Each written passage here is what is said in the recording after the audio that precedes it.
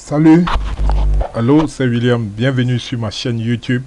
Je suis un entrepreneur social et salarié dans une boîte exerçant dans le domaine de l'étude des sols. Donc je suis aussi géotechnicien de formation, ingénieur géotechnicien de formation et hydrogéologue. Alors bienvenue encore sur ma chaîne BJ Ingénierie. Donc ici ce tuteur vous est présenté par moi-même Fokam Tabo William, géotechnicien hydrogéologue. Alors avant de commencer, je vais vous donner le but de ce tutoriel. Donc ici, il est question de parler d'un essai géotechnique, plus précisément un essai in situ pour l'étude des sols.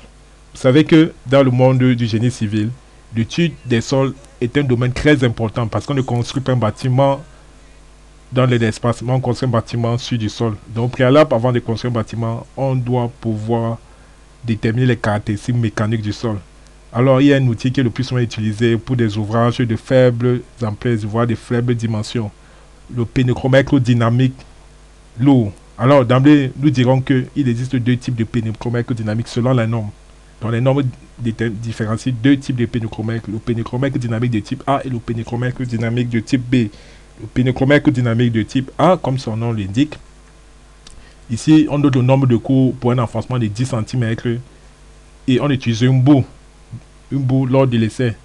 Et le rôle de la boue ici est d'éliminer les effets parasites dus au frottement entre le crâne des tiges et les parois du sol. Alors que le pénécromètre dynamique de type B, ici on note l'enfoncement de la tige pour 20 cm. Alors nous allons parler ici du but, de principe et domaine d'application de l'essai que nous allons comme ça présenter. Ici l'essai de connaissance du sol au pénécromètre dynamique est basé sur la mesure du nombre de coups de mouton. Donc ici le mouton c'est la masse tombante d'une hauteur constante. C'est un essai facile de mise en œuvre rapide. Donc c'est un essai peu coûteux et qui est réalisé dans plusieurs types de sols, dont les sols fins et graineux, mais à condition que le diamètre du sol doit être inférieur à 60 mm. Et son usage est recommandé le plus souvent où le pénécromètre statique est impossible.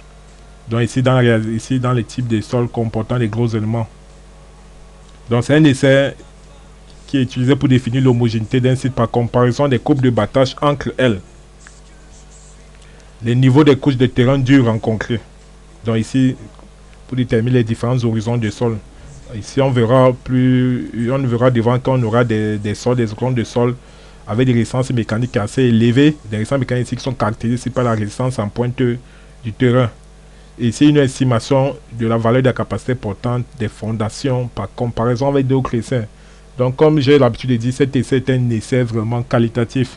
Il ne permet pas de dimensionner les fondations, mais il permet simplement d'avoir la contrainte admissible de notre sol et d'orienter sur la profondeur probable de nos semelles.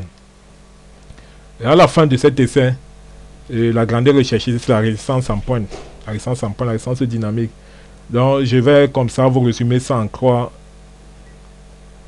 en grande phrase. Donc la réalisation d'un essai au pénécromètre dynamique lourd se passe en 3 grandes phases. Donc la première phase consiste à réaliser l'essai proprement dit sur le terrain. Donc il faut réaliser l'essai dans le battage. Et le battage doit se suivre d'une rédaction du nombre de coups enfoncés pour 20 cm sur une feuille.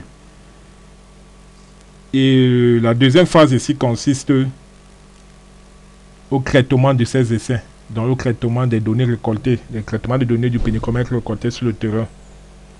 Et le traitement permet d'obtenir si le pénécrogramme, le pénécrogramme qu'on va présenter tout à l'heure sur la feuille Excel. Et la dernière phase permet à partir de ce pénécrogramme de délimiter les différentes couches de sol et de calculer les contraintes admissibles.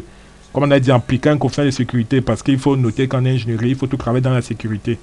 Donc ici, on va diviser la résistance en pointe par 20. Alors l'appareillage de la réalisation de l'essai, voici l'appareillage comme vous voyez là. Ici on a un trépied. Donc le trépied qui permet de stabiliser tout l'ensemble. Ici on a le guide. Ici on a le mouton. Ici on a le système d'élevage du mouton qui permet de lever le mouton et de le laisser tomber sous sa masse. Ici, on a l'enclume. Ici, on a le crin des tiges. Et ici, on a la pointe des bordanes. Et il faut noter que ce système doit être rectiligne, doit être vraiment droit parce que la tolérance est de 2%. La tolérance d'inclinaison ici est de 2%. Et la résistance en pointe est donnée par cette fameuse formule dite formule des Hollandais. Mais il faut noter ici que c'est 20. J'ai une petite erreur ici, c'est 20. Donc ici, au grand thème représente la masse du mouton. H représente la hauteur parcourue par le mouton. G représente l'accélération de la gravité.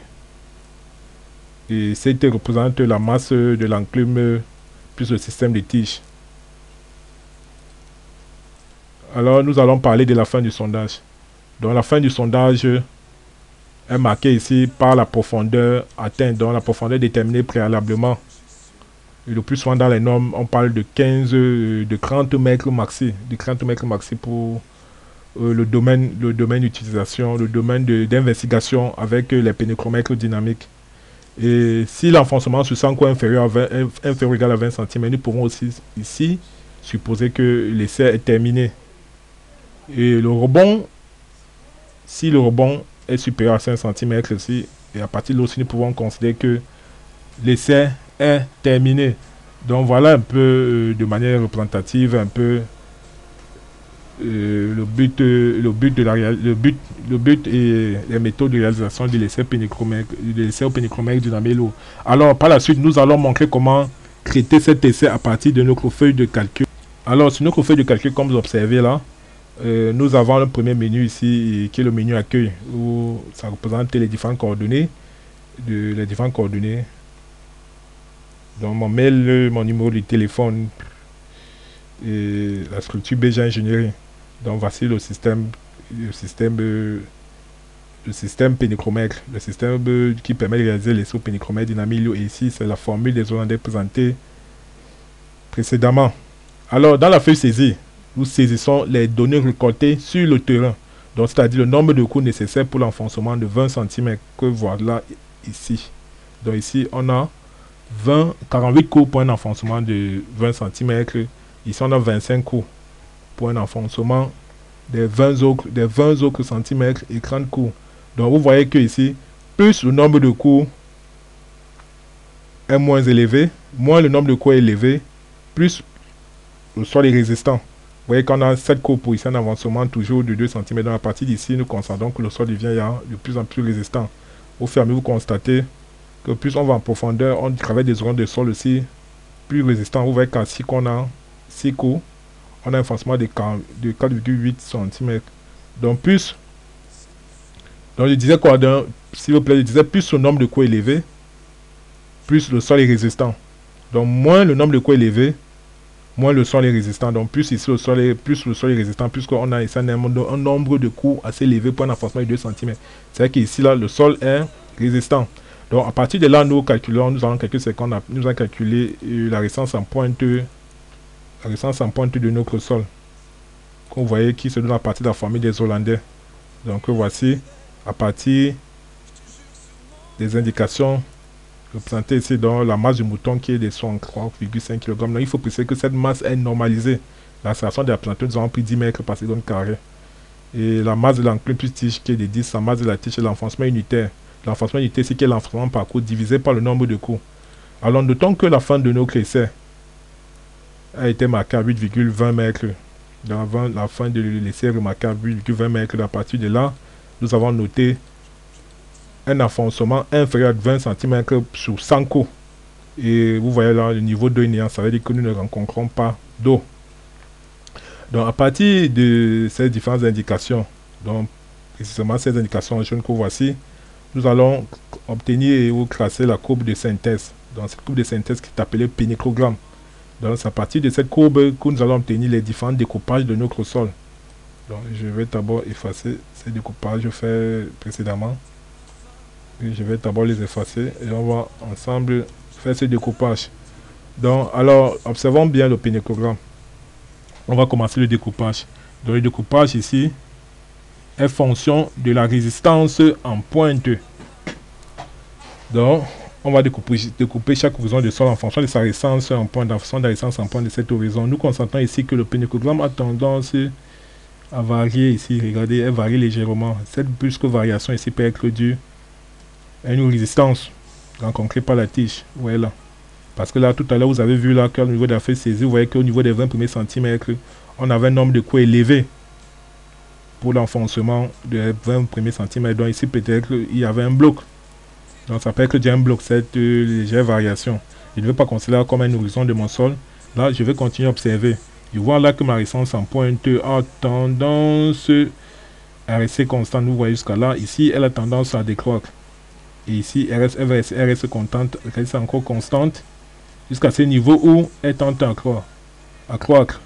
Donc là, je vais appeler là, je prends ce découpage là comme mon premier horizon de sol. Donc ici là, je vais considérer là comme le mur de mon premier horizon de sol dans le mur. Ici, donc je vais dire de 0 à 1,4. 0 à 1,4. Et j'ai ma première couche de sol. Et là, je vais déterminer la résistance représentative de cette première couche. Et je recommande toujours de prendre la résistance moyenne. Parce que la résistance moyenne est plus représentative de la couche. Donc là, je viens prendre peut-être à partir de là. Donc c'est 2468,7. Donc 2469, la résistance en pointe moyenne, 2469. La résistance en pointe moyenne de la couche, elle est plus représentative. Donc pour obtenir la contrainte dans le site de mon sol, on a dit on devait diviser la résistance en pointe par 20. 20 ici, 5% de sécurité. Alors, là, je vais continuer à partir de 1,4. Je vais chercher ma deuxième couche. Là, j'observe toujours mon pénicogramme. La résistance en pointe ici, elle semble augmenter. Et ici, elle tente de se stabiliser jusqu'à là.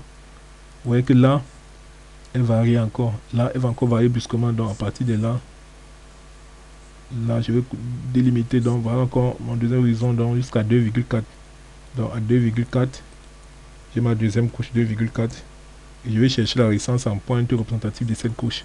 Donc je prends celle-ci. Je vais prendre celle-ci. Je vais choisir ici 2263. Donc 2200. Je prends 2263 et j'ai ma contrainte admissible. Et par le même procédé toujours, je vais obtenir ma troisième couche ou mon troisième horizon de sol. Donc je regarde la variation toujours du mon pénicogramme. Là. Et là, elle est presque constante. La résistance est plutôt presque constante. Là, c'est ce que montre mon pénicogramme. Là, à partir de là, elle croît. Et ici, elle va décroître. Donc, là, comme quand elle se met à croître, ici, le sol se met à être moins résistant. Donc, je peux couper jusqu'à là. Oui. Et à partir de là où la courbe décroît là. Donc là, 6,6. Donc je prends les 2,4 à 6,6 à 6,6. Oui, là. Et à partir de là, je vais déterminer ma résistance moyenne. Je vais utiliser ça comme une résistance moyenne dans les 720. 720 comme la résistance en point moyenne de cette couche de sol. Et on a dit ici que la fin du sondage était signalé à 8,2. Donc ici je passe qu'à 8,2. Parce qu'il y a 8,2. Pourquoi? Parce que vous-même vous constatez c'est que le pénicogramme, le pénicogramme montre une résistance en pointe quasiment constante. La résistance ici est quasiment constante, comme vous le constatez. Et là, il détermine la résistance moyenne de ma couche. Je prends celle-ci, qui est du 514. Donc 514. Voilà, 514. Ici, j'obtiens la contrainte dans le cible. Alors, le découpage est terminé. Donc, à partir de là, vous observez qu'on a les contraintes dans le cible de mon sol. Donc, ce sont ces contraintes dans le cible qui vont orienter sur le niveau où seront posées mes semelles. Donc, à partir de là, on aurait le niveau où seront posées nos semelles. À partir de là. Donc, en fonction des descentes des charges, on choisira l'horizon des sols et son épaisseur. Parce qu'il faut se tenir compte de l'épaisseur. Parce qu'il faut tenir compte qu'il y a des tassements. Donc, en fonction de l'ingénieur structure, en fonction de ses descentes de charge, il choisira l'horizon de sol le plus adapté où seront posées ces semelles. Alors, arrivé au thème de ce tuto, il était question de calculer et la résistance en pointe et d'obtenir la capacité, la concordance d'un son en partie des essais pénichrométriques, l'eau, des essais pénichrométriques dynamiques, l'eau. Nous sommes arrivés au thème de ceci et nous vous disons merci. Donc si ce tutoriel vous a plu, n'hésitez pas à vous abonner à la chaîne Engineering BGA of Engineering. Donc abonnez-vous et laissez un commentaire. Laissez un commentaire en bas et posez des questions. Et par la suite, nous allons aborder plusieurs thématiques. Encore, la prochaine thématique, on parlera des essais odométriques, des essais pressiométriques, des essais au cisaillement à la boîte de Cassegrain et on traitera aussi de plusieurs thématiques de la mécanique des sols dans de plusieurs cas pratiques. Le cas des chargements des remblais et plusieurs cas encore. Donc, bonsoir et restez scotché à la chaîne et soyez bénis encore. Soyez bénis.